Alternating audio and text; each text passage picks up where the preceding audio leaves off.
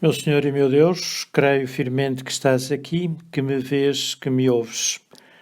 Adoro-te com profunda reverência.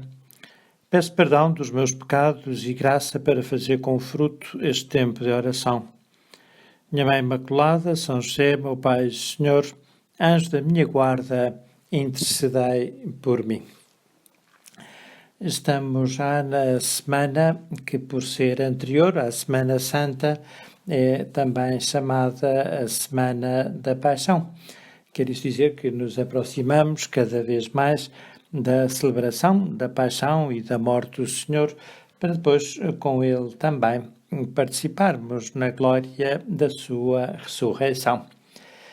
E o Evangelho que hoje nos é oferecido é de São João, do capítulo 8, e fala-nos de algo que todos nós muitas vezes ouvimos falar e que certamente todos nós muito prezamos. Fala-nos da liberdade. Com efeito, disse o Senhor, Jesus disse então aos judeus que acreditaram nele: se vós permanecerdes na minha palavra, sereis verdadeiramente meus discípulos. Conhecereis a verdade e a verdade vos tornará livres. Eles responderam: nós somos descendentes de Abraão e nunca fomos escravos de ninguém. Como dizes tu, sereis livres?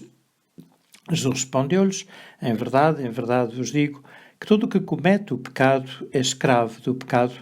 Ora, o escravo não fica para sempre na casa, mas o filho fica nela para sempre. Por isso, se o Filho vos libertar, sereis verdadeiramente livres. Bem sei que sois descendentes de Abraão, mas procurais matar-me, porque a minha palavra não penetra em vós. Eu digo o que vi em meu Pai, e vós fazeis o que ouvistes do vosso Pai. Eles replicaram: o nosso pai é Abraão. Jesus disse-lhes: se sois filhos de Abraão, fazei as obras de Abraão. Mas agora procurais matar-me, a mim, que vos disse a verdade que ouvi de Deus. Abraão nunca fez isto. Vós fazeis as obras do vosso pai. Eles disseram-lhe: nós não somos filhos da fornicação. Temos um pai que é Deus. Jesus disse-lhes: se Deus fosse vosso pai, certamente me amaríeis, porque eu saí e vim de Deus. Não vim de mim mesmo, mas ele me enviou. Neste discurso, ou se quisermos, nesta discussão entre Jesus e algum dos judeus, Nosso Senhor fala da liberdade. E fala da liberdade em relação com a verdade. A verdade é que nos faz livres e só com a verdade é que podemos ser, como Nosso Senhor diz também, verdadeiramente livres. Sabemos que a liberdade é uma palavra muito usada, e ainda bem que o é, e é algo que é muito prezado por todos nós e também faz sentido, porque é uma característica específica do ser humano. Os animais não são livres, fazem sempre aquilo que o instinto os determina. Nós não podemos fazer aquilo que a nossa natureza nos oferece, ou para o qual nos inclina, mas também podemos fazer outras coisas. Isso é aquilo que define, de certo modo, a nossa liberdade. Mas muitas vezes, se calhar, não temos uma noção correta da liberdade e até às vezes nos deixamos levar por aquilo que não é a liberdade, mas é uma sua aparência. E até se calhar pensamos que somos mais livres quando, por assim dizer, nos vemos livres de Deus ou de qualquer compromisso ou da religião, que certamente nos obriga ao cumprimento da lei, do que, pelo contrário, quando aceitamos esse doce jugo que o Senhor nos impõe. E talvez para isso seja oportuno recordar a diferença que existe entre duas folhas da mesma árvore, mas uma está viva porque está agarrada aos ramos dessa árvore, enquanto que a outra está morta. E o que é que acontece com a folha morta? Pois a folha morta pode ir para um sítio qualquer, anda ao sabor do vento, pode fazer milhares de quilómetros, pode percorrer inúmeras paisagens, enquanto que a folha que está viva, essa está presa ao ramo, talvez possa ser agitada se o vento faz estremecer. Talvez se possa molhar quando a chuva cai, talvez possa secar quando o sol aquece, mas está sempre no mesmo sítio. E que até nos podia parecer, mas que monótona a vida da folha que está presa à árvore, porque nunca sai daquele sítio, está sempre no mesmo lugar, no mesmo lugar. E pelo contrário, que entusiasmante a folha morta que pode percorrer tantos mundos, pode dar tantas voltas, pode ir a tantos lugares.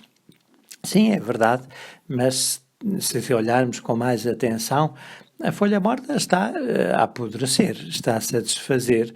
Em pouco tempo acaba por ficar reduzida a nada, porque nela já não há seiva, nela já não há vida. E por isso é uma aparência de liberdade, é apenas uma miragem. Enquanto que a folha viva, porque está unida à árvore, porque se alimenta, porque nela há seiva, porque nela há vida, essa pode vir a dar flores e pode vir a dar frutos. É verdade que está presa, mas a razão dessa sua dependência é a razão da sua vida e é a razão também da sua eficácia. Sim, porque estamos encertados em Cristo, na sua Igreja, nós estamos vivos na vida de Deus.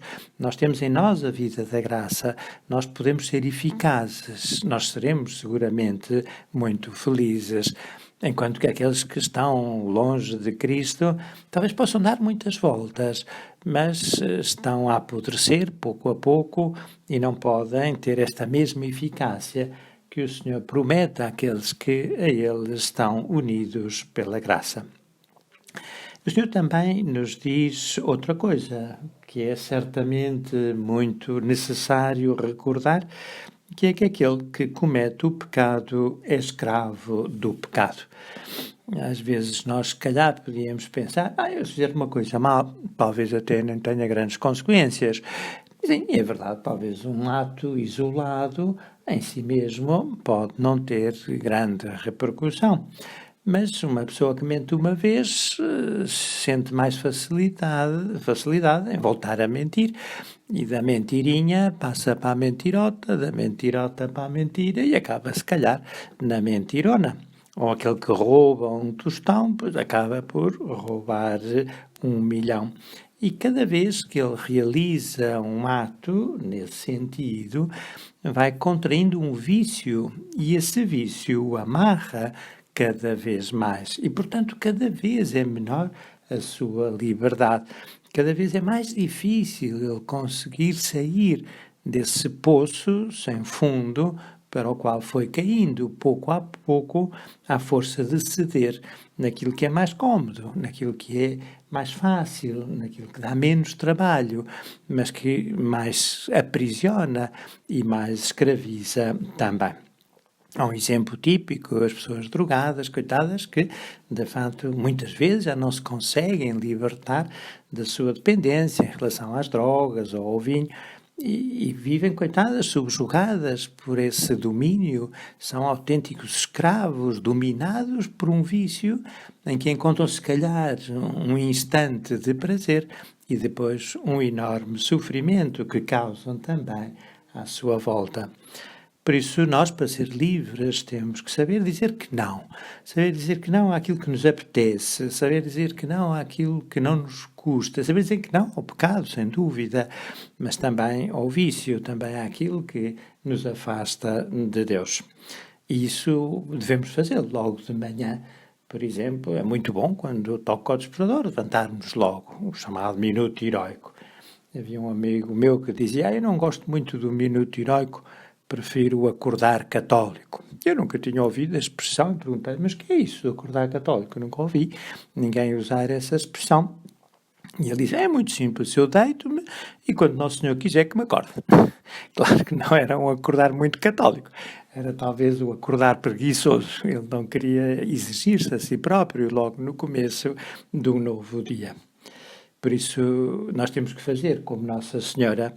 Maria respondeu logo ao anjo, quando o anjo lhe falou de uma coisa muito complicada, que ia mexer com a sua vida, ia ser mãe, ela não sabia como é que São José ia ou não reagir, o que é que as outras pessoas iriam comentar, mas Nossa Senhora não demorou, respondeu logo que sim ao anjo, e sabemos que foi com pressa à casa da sua prima, Santa Isabel.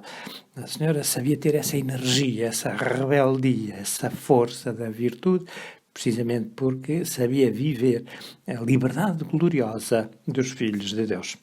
Antes de ir a Nossa Senhora, que ela nos ajude a nós também, para que nesta reta final da Quaresma procuremos renunciar muitas vezes à nossa própria vontade para fazer, agora e sempre, a vontade de Deus.